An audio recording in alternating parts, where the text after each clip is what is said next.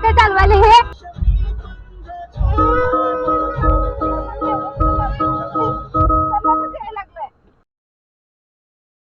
आज के समय आपके गाड़ियों में डैश कैम्स का लगा होना उतना ही ज़्यादा ज़रूरी है जितना ज़रूरी आपके पास गाड़ी का होना है। आप अपने ज़रूरत के हिसाब से गाड़ियां तो खरीद लेते हो, लेकिन डैश कैम को ऑप्शन में रख देते हो। आप सोचते हो कि इसे एक हफ्ते बाद लगवा लिया जाएगा, 1 महीने बाद लगवा लिया जाएगा, 2 महीने बाद लगवा लिया जाएगा। लेकिन मैं आपको बता दूं कि आज के टाइम पर इंडियन रोड्स पर एक दिन भी अगर आप बिना डैश कैम के अपने गाड़ी को चला रहे हो तो वो सबसे बड़ी बेवकूफ़ी है। और ऐसा मैं क्यों बोल रहा, वो अपने रेगुलर व्यूअर्स बहुत अच्छी तरीके से जानते होंगे। ये सबसे पहला इंसिडेंट देखो जिसे रिसेंटली वेस्ट बंगाल से मिस्टर देवचरण ने शेयर किया था। यहाँ पर हुआ क्या कि भाई अपने फोर्ड इकोस्पोर्ट से बनकुरा सिटी के एक फ्लाईओवर से होते हुए जा रहे होते हैं। ये फ्लाईओवर थोड़ा सा पतला है और इस पर दोनों तरफ से गाड़ियां चल रही हैं। कार की स्पीड भी नॉर्मल है, कोई इसे बहुत ज्यादा तेज नहीं चलाया जा रहा। हालांकि सामने कुछ व्हीकल्स चल रही हैं जैसे ये 2 व्हीलर और कुछ ई रिक्शा वगैरह, जिसकी स्पीड काफी स्लो है। इकोस्पोर्ट का ड्राइवर इनसे आगे निकलने के लिए गाड़ी को थोड़ा सा राइट में करते हैं और बीच में आ जाते हैं। बिल्कुल उसी समय आपको सामने की तरफ कर्व भी दिख रहा होगा जिस पर ऑपोजिट साइड से एक बाइक वाला काफी ज्यादा तेज रफ्तार में आ रहा होता है और भाई साहब इस ई रिक्शा और स्कूटी को एक साथ ओवरटेक कर रहे होते हैं, जिस वजह से ये काफी हद तक रॉन्ग साइड में आ जाते हैं। अब इनको देखकर इकोस्पोर्ट के ड्राइवर गाड़ी को लेफ्ट करके एक्सीडेंट को अवॉइड करने की कोशिश करते हैं और काफी हद तक ये अवॉइड हो भी जाता है, लेकिन पूरी तरह से नहीं हो पाता। बाइक सीधा आकर इकोस्पोर्ट के रियर साइड में लड़ जाती है, जिससे कार का टायर फट गया है और डोर्स वगैरह पर स्क्रैचेस आ गए हैं। वहीं बाइक राइडर तुरंत अनकंट्रोल होते हैं और अपने बाइक के साथ ही रोड के साइड में जाकर नीचे गिर जाते हैं और इससे इनको थोड़ी बहुत चोटें आ जाती हैं। अब चोटें सर में आई हैं या बॉडी में आई हैं वो तो एग्जैक्टली नहीं पता, क्योंकि इन्होंने अपने हेलमेट का स्ट्रैप नहीं बांधा हुआ था जब ये गिरे हैं, तो हेलमेट निकलकर अलग चला गया है और बाई चांस अगर सर बच गया होगा तो नीचे की तरफ तो चोटें आई होंगी। खैर स्पॉट पर तुरंत पुलिस पहुंचती है और इनको हॉस्पिटल लेकर जाती है, जबकि बाइक और कार को पुलिस स्टेशन पर लेकर जाया जाता है। वहाँ पर police dash cam footage check करती है और काफी हद तक गलती उनको बाइक वाले की दिखती है। इसी के साथ बाइक राइडर ड्रंक भी होता है और इसके बाइक के डिक्की में से देसी दारू भी निकलती है। तो ये सारी चीजें देखकर पुलिस इकोस्पोर्ट को और उनके ड्राइवर को बिना किसी कार्रवाई के जाने देते हैं।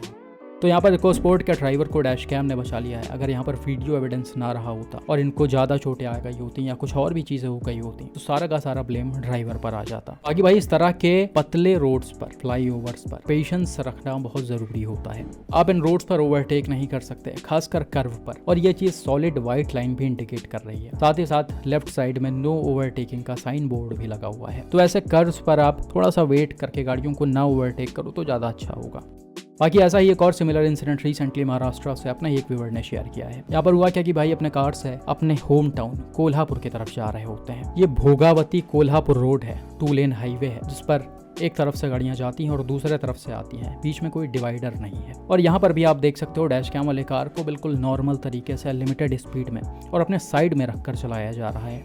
लेकिन जैसे ही ये थोड़ा सा आगे जाती है, सामने यानी ऑपोजिट लेन से एक बाइक राइडर अपना लेन चेंज करते हुए बिल्कुल डैश कैम वाले कार के आगे आ जाते हैं। थोड़ा सा वीडियो को रिवर्स करते हैं तो आप क्लियरली देख सकते हो कि ये बाइक राइडर जो है वो पहले अपने लेन में चल रहे थे, अपने साइड में चल रहे थे, लेकिन जैसे ही कार इनके पास पहुंची है अचानक से इनकी बाइक अनकंट्रोल हो गई है और ये बिल्कुल गाड़ी के सामने आ गए। कार ड्राइवर इनको सामने देख कर अपनी गाड़ी को लेफ्ट करते हैं और ब्रेक लगाकर एक्सीडेंट को अवॉइड करने की कोशिश करते हैं, लेकिन भाई साहब बिल्कुल भी होश में नहीं होते। ये पूरी तरह से अनकंट्रोल होकर सीधा कार के आगे ही या कहीं कार में लड़कर इसके नीचे ही आ जाते हैं।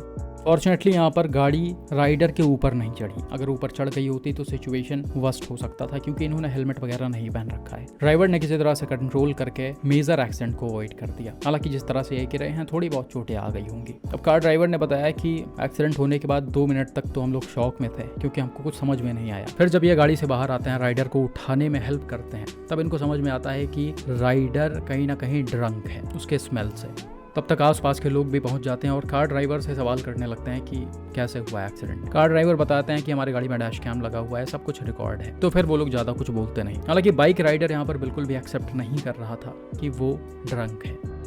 अरे ऐसे क्या चालवाले हे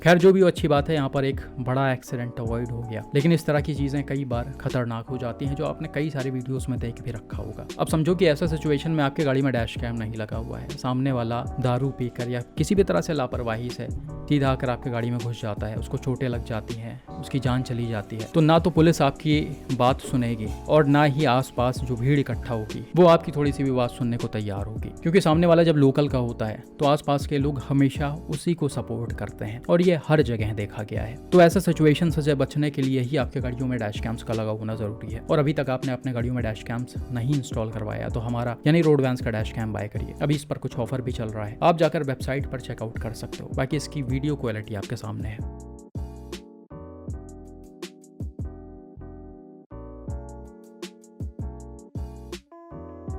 दुनिया तो तू अलग मेरी समझ तो बात तू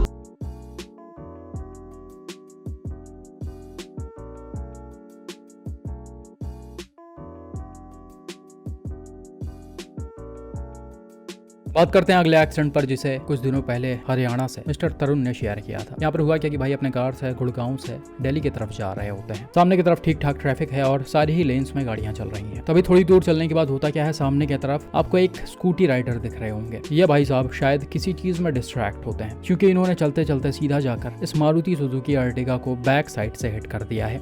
अब आपने देखा होगा ऐसा सिचुएशन मेनली तब क्रिएट होता है जब आगे वाले गाड़ियों की स्पीड अचानक से स्लो हो जाती है या फिर इमरजेंसी ब्रेकिंग होती है। लेकिन शायद यहाँ पर ऐसा कुछ नहीं था, गाड़ियां नॉर्मल स्पीड में चलाई जा रही थी और अर्टिगा का ब्रेक लाइट भी नहीं ऑन हुआ है, जिसका सीधा सीधा मतलब है कि अर्टिगा के ड्राइवर ने ब्रेक लगाकर गाड़ी की स्पीड को स्लो नहीं किया है। चांसेस ये हैं कि स्कूटी राइडर शायद यहाँ पर फोन वगैरह में डिस्ट्रैक्ट रहे होंगे।